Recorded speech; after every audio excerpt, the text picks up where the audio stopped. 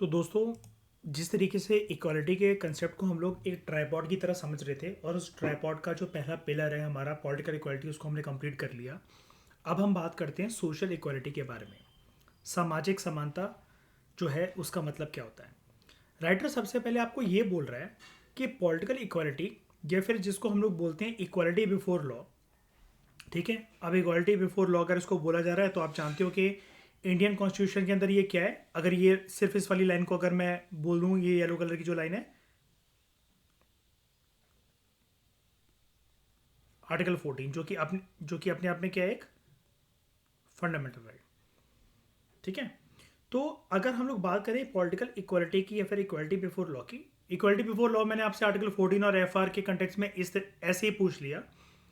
मतलब क्योंकि वो आया था तो मैं बस एक बारी रिकॉल करवाना चाह रहा था, लेकिन अभी आप फोकस करो सोशल इक्वालिटी पर। सोशल इक्वालिटी को स्टार्ट कराने से पहले राइटर आपको ये बोल रहा है कि अगर पॉलिटिकल इक्वालिटी की बात करें या फिर कानून की नज़रों में सब लोग इक्वल हैं, तो ये एक सबसे पहला इंपॉर्टेंट स्टेप होता है इक्वालिटी की दिशा में। सबसे पहला इंपॉर्टेंट स्टेप। लेकिन इसके साथ साथ ज़रूरी है, जैसा कि वो बोल रहा था ना आपको ऊपर, राइटर जब हमने ख़त्म करा था वो टॉपिक, कि पॉलिटिकल लीगल इक्वालिटी अपने आप में सफिशिएंट नहीं है कि पूरी तरीके से जो सोसाइटी है वो जस्ट बन जाएगी, वो इक्वालिटेरियन बन जाएगी। हमें उसको सप्लीमेंट करना होता है, हमें इसमें कुछ एडिशन करनी होती है। हमें उसके लिए चाहिए अपने ट्राइपॉड का सेकंड पिलर, उसका जो सेकंड लेग है, that is equality of opportunity. अब equality of opportunity social equality का एक डायमेंशन है, क्योंकि वो लोग ही होंगे वो लोग ही होंगे जिनको इक्वालिटी ऑफ अपॉर्चुनिटी मिलेगी, या फिर लोगों के कंटेक्स्ट में हम लोग ये बोल सकते हैं कि इक्वालिटी ऑफ अपॉर्चुनिटी एक समाज में नहीं है, लोगों को नहीं मिल रही है। अगर बात करें हम लोग पॉलिटिकल इक्वालिटी की, पॉलिटिकल इक्वालिटी इतनी मदद कर देता है, बस उसका रूल क्या रहता है कि किसी भी प्रकार का अगर कोई लीगल हर्डल होगा ना, जो कि लोगों को एक्सक्लूड करेगा, कि लोग अपने लीगल राइट्स वगैरह को एंजॉय नहीं कर पा रहे हैं, या फिर सरकार को बनाने में उनकी कोई वॉइस है वो नहीं है, या फिर जो सोशल गुड्स हैं, सोशल रिसोर्सेज हैं, उनको उसको प्राप्त करने के लिए जो है वो डिनाई करा जा रहा है, तो पॉलिटिकल इक्वालिटी इस प्रकार के लीगल हर्डल्स को रिमूव कर देगा। कोई भी अगर लीगली किसी चीज़ के लिए उसके पास अगर वो अधिकार है कि उसको वो चीज़ मिलनी चाहिए, और लीगली अगर वो उससे वंचित करा जा रहा है, तो वो पर्सन पुलिस की, प्रशासन की, कोर्ट की, न्यायालयों की मदद ले सकता है अपने अधिकारों को एंजॉय करने के लिए। ठीक है, तो pursuit of equality requires that जो लोग अलग अलग ग्रुप से बिलोंग करते हैं, अलग अलग कम्युनिटी से बिलोंग करते हैं, उनके पास फेयर और इक्वल चांस होना चाहिए कि वो इन गुड्स, इन अपॉर्चुनिटीज के लिए compete कर सके। अब ये चीज़ कैसे स्टैब्लिश होगी? कानूनी तरीके से तो इनको कोई हाथ नहीं लगा सकता, लेकिन बात वही है ना कि कानून की मदद इंसान तब लेता है जब उसके साथ कुछ गलत होता है।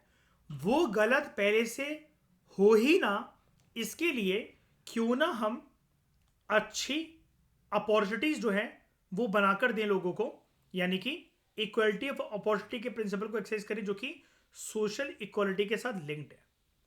पहले बताओ, इतनी बात आपको समझ में आ गई कि कैसे पॉलिटिकल इक्वालिटी के साथ सोशल इक्वालिटी का डायमेंशन होना क्यों जरूरी है? बताओ हाँ या ना। ठीक है, अब इसके लिए जरूरी है, it is necessary to minimize effects of social या फिर इकोनॉमिक इनइक्वालिटीज, और कुछ मिनिमम कंडीशंस ऑफ लाइफ लोगों को गारंटी करना। ठीक है, सभी मेंबर्स ऑफ द सोसाइटी को गारंटी करना। अब वो क्या क्या होने चाहिए चीज़ें जो कि लोगों की लाइफ को मीनिंगफुल बनाएंगे? एक होना चाहिए एडिक्वेट हेल्थ केयर, दूसरा अपॉर्चुनिटी फॉर गुड एजुकेशन, और एडिक्वेट नरिशमेंट, मिनिमम वेज। ये कुछ ऐसी चीज़ें हैं जिसकी वजह से जो सोसाइटी है उसमें रहने वाले जो लोग हैं वो एक प्रकार से सोसाइटी के प्रोडक्टिव मेंबर बन सकेंगे, और उनको ना ये फील नहीं होगा कि as compare to member A, as compare to member B, हमारे पास जो है वो किसी चीज़ का अभाव है, किसी चीज़ की कमी है। तो इनके पास रिसोर्सेज ज़्यादा हैं, हमारे पास रिसोर्सेज कम हैं, ऐसा नहीं होगा। बिकॉज इक्वालिटी जो है समाज के लोगों के बीच में दोस्तों साइकोलॉजिकल लेवल पर भी होनी चाहिए। क्योंकि साइकोलॉजिकल लेवल पर अगर नहीं होगी तो लोग जो हैं वो ना एक रेबेलियस नेचर के बन जाएंगे, लोग बागी बन जाएंगे। और जब बागी बनेंगे ना तो हो सकता है कि वो फिर जो है राइट्स के अंदर इन्वॉल्व हों या टेररिस्ट एक्टिविटीज़ के अंदर इन्वॉल्व हों, उनको टेररिस्ट ग्रुप्स वगैरह उठा लें और इजीली हायर कर लें, तो ऐसा जो पर्सन है वो फिर एंटी नेशनल हो जाए। ये हमें होने नहीं देना है। मतलब ये छोटी सी चीज़ ना एक इंसान के जीवन को बहुत गलत मोड़ पर लेकर जा सकती है, जिससे वो देश से, देशवासियों से नफरत करने लग जाएगा और अपने आप को बाकी समाज के लोगों के साथ एसोसिएट करके नहीं देखेगा। इसलिए हमें लोगों को प्रोडक्टिव मेंबर बनाना चाहिए। तभी कहते हैं ना कि खाली दिमाग शैतान का घर होता है। ठीक है, हमें लोगों को बेसिकली बिजी रखना है, मतलब अभी कहने वाली बात है बिजी रखना है।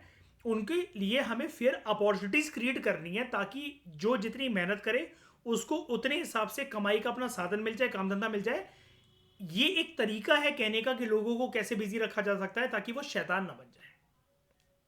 ठीक है, तो in absence of such facilities, अगर इस प्रकार की फैसिलिटी ना हो तो it is exceedingly difficult for all the members of the society कि वो इक्वल टर्म्स पर कंपीट कर सकेंगे। जहां पर इक्वालिटी ऑफ अपॉर्चुनिटी एग्जिस्ट नहीं करती है, जैसा कि आपको मैंने ये पूरी कहानी बताई कि लोग रेबेलियस बन जाएंगे साइकोलॉजिकल लेवल पर, एक जो एक लगाव है देश के प्रति, समाज के लोगों के प्रति, अपनी कम्युनिटी के प्रति, सारी कम्युनिटी के लोगों के प्रति ये होना चाहिए। अगर ऐसा नहीं होता, इक्वालिटी ऑफ अपॉर्चुनिटी लोगों को नहीं मिलती, लोगों को क्या लगेगा कि हम कितनी भी मेहनत कर लें या फिर हम मेहनत करना चाहते हैं हमारे पास मौका नहीं है, तो एक huge pool of potential talented लोग, हम उस पूल को बर्बाद कर देंगे, वो पूल वेस्ट हो जाएगा समाज के अंदर। और हमारा मकसद होना क्या चाहिए, अगर इसको आप ट्राइपॉड के तीसरे पिलर के साथ अगर आप मिला दो ना, सोशल इक्वालिटी, पॉलिटिकल इक्वालिटी को, और उसमें अगर आप इकोनॉमिक इक्वालिटी का पिलर जो लेग है वो आप जोड़ दो, तो एक टर्म निकल कर आएगी जिसको हम इकोनॉमिक्स में पढ़ते हैं, HCF। HCF क्या होता है? Human capital formation. एक इंसान के रूप में पैदा तो हो गया है, लेकिन उसको इकोनॉमी का एक प्रोडक्टिव एसेट भी बनाना है, एक प्रोडक्टिव मेंबर भी बनाना है। भारत के अंदर कुछ जो स्पेशल प्रॉब्लम होती है रिगार्डिंग, कुछ स्पेशल प्रॉब्लम्स जो पैदा होती हैं रिगार्डिंग इक्वल अपॉर्चुनिटीज, ये सिर्फ लैक ऑफ फैसिलिटी की वजह से पैदा नहीं होती हैं। कि अगर आप कह रहे हो कि इक्वल अपॉर्चुनिटीज जो है वो समाज में नहीं है, तो you are saying there is lack of facility. लेकिन कभी कभार देश में कुछ जो कस्टम्स, रीति रिवाज और जो परंपरा होते हैं हमारे देश के, जो अलग अलग कोनों में प्रिवेल करते हैं, अलग अलग ग्रुप्स के बीच में प्रिवेल करते हैं, उसकी वजह से भी इक्वल अपॉर्चुनिटीज नहीं रहती हैं। मर्द और औरत का फर्क अगर आप जैसे जान लो, मैंने आपको ये प्रीवियस लेक्चर के अंदर भी आपको मैंने बताया, जब मैंने इक्वलिटी का टॉपिक, ये 3 डायमेंशन ऑफ इक्वलिटी का टॉपिक शुरू करवाया, मर्द और औरतों के फर्क के कंटेक्स्ट के अंदर मैं आपको बता रहा था कि विमेन से कभी एक्सपेक्ट नहीं करा जा सकता, करा जाता है हमारे देश में। 90%, 95% परिवार कभी नहीं चाहेंगे कि उनकी बहू बेटियां जो है पैसा कमाकर लेकर आए और उनका जो भाई है या हस्बैंड है वो घर पे पड़ा रहे। ब्रेड विनर या ब्रेड अर्नर का जो रोल है वो औरतों से एक्सपेक्ट नहीं करा जाता।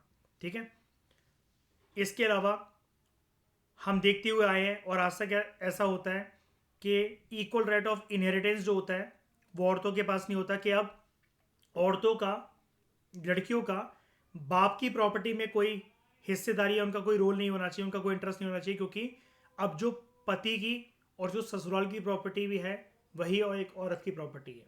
तो they may not enjoy equal rights of inheritance in some groups, और देयर में भी social provisions regarding their taking parts in certain kind of activities. वो किसी स्पोर्ट्स में एक्सेल करना चाहती हैं, गाना गाना चाहती हैं, मॉडलिंग करना चाहती हैं, एक्टिंग करना चाहती हैं, तो समाज, घर परिवार उनको रोकेगा। ठीक है, तो वो ही आपसे ये कह रहा है राइटर कि इक्वल अपॉर्चुनिटी सिर्फ इस वजह से नहीं होता कि there are lack of facilities. अभी currently there are ample amount of facilities, लेकिन कभी कभार कुछ कस्टम्स या घर परिवार की जो बंदिशें होती हैं वो हर तरह के लोगों को इक्वल लेवल पर प्रोग्रेस करने के लिए या फिर इक्वल अपॉर्चुनिटीज एंजॉय करने के लिए रोकती हैं। एक इंडिविजुअल साइकोलॉजिकल लेवल पर बंध जाता है, नाम खराब होगा, समाज क्या सोचेगा, शर्मा मिश्रा अंकल आंटी क्या सोचेंगे, ये सब इस वजह से इंसान रुक जाता है। ठीक है, और देयर में बी इवन और they may be even discourage from obtaining higher education, कि एक लेवल तक पढ़ लिया अब इसकी शादी करा दो। ये नॉर्मल से इशूज़ हैं, ये जो हर एक सब्जेक्ट में होते लिखे रहते हैं, हम जो इनको पढ़ते रहते हैं। तो जो स्टेट है, it has a significant role in such matters. Nation state का, सरकार का एक बहुत ही अहम रोल होता है इस तरह के मुद्दों में। तो and it should make policies to prevent discrimination and harassment of women in public places और एम्प्लॉयमेंट।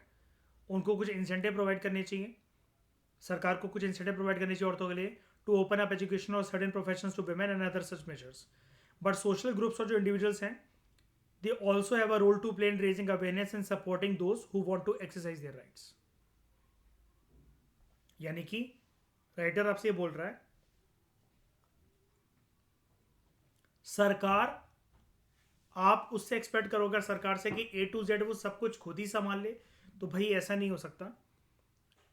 सोशल ग्रुप्स और इंडिविजुअल जो है, लाइक फैमिली वगैरह या सोशल इंस्टीट्यूशन जो है, उनका भी एक अहम रोल होता है अवेयरनेस को रेज करने के लिए और ऐसे लोगों को सपोर्ट करने के लिए, लाइक विमेन वगैरह, कि वो पार्टिसिपेट कर सकें।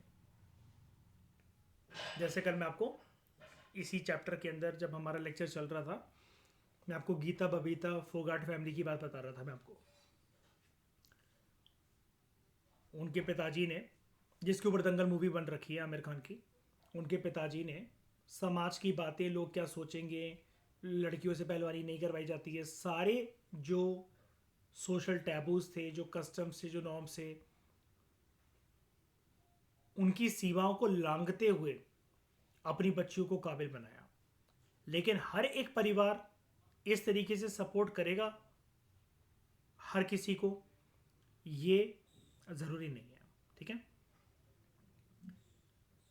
इनइक्वालिटीज इन एजुकेशन के ऊपर हम एक बात पढ़ते हैं। राइटर आपसे क्वेश्चन पुट कर रहा है सबसे पहले यहाँ पर, are the differences in educational attainment of different communities depicted in the table below significant? Could these differences have taken place just by chance, और do these differences point to the working of the caste system? Which factors other than the caste system do you see at work here? हमारे पास एक आंकड़ा है जो कि 55th round सर्वे जो conduct हुआ था 1999 में से लेकर 2000 तक का, एनएसएसओ का, नेशनल सैंपल सर्वे ऑर्गेनाइजेशन का, उसने एक पॉइंट हाईलाइट करा कि अगर आप एजुकेशन अटेनमेंट देखो, ठीक है, और उसको आप देखो कास्ट कम्युनिटी के एंगल से, तो आपको कुछ एक पिक्चर जो है वो पता लगेगी कि caste community inequalities in higher education in urban India. दो चीज़ है यहाँ पर, हम यहाँ पर ये जो देखने वाले हैं हायर एजुकेशन को और अर्बन इंडिया के अंदर, तो अलग अलग कास्ट कम्युनिटी के लोग कितने ग्रेजुएट्स हैं हमारे देश में, अर्बन इंडिया में, उसका ये आंकड़ा है। और यहाँ पर फिगर्स जो हैं वो बहुत एक्सट्रीम में है। जैसे अगर आप शेड्यूल कास्ट की बात करो तो ग्रेजुएट्स पर 1000% कितने, हर 1000 में से कितने लोग ग्रेजुएट्स हैं? एससी कम्युनिटी में से 47, मुसलमानों में हर 1000 में से 61, जो ओबीसी हिंदू वाले हैं वो हर 1000 में से 86 ग्रेजुएट्स हैं, एसटी शेड्यूल ट्राइब हर 1000 में से 109। ठीक है, तो अगर आप इसको देख लो 47 और 109 डिफरेंस एससी एसटी में भी है। क्रिश्चियन को देखो तो 237, यानी कि इनमें जागरूकता है, अपने लोगों को, घर परिवार के लोगों को पढ़ने लिखने के लिए प्रोत्साहित करते हैं। सरदारों में 250, अपर कास्ट के जो हिंदू हैं 253, और अदर रिलीजन्स को कॉम्बिनेशन के तौर पे देखो अगर आप, बुद्धिज्म, जैनिज्म, पारसी लोग, तो वो 315। ऑन एन एवरेज कितना निकल कर आता है इंडिया का, कि कितने लोग हर 1000 में से, जो देश में अगर हम एवरेज निकालें कि हर 1000 में से कितने ग्रेजुएट्स हैं, तो वो है 155 एवरेज चल रहा है हमारे देश का।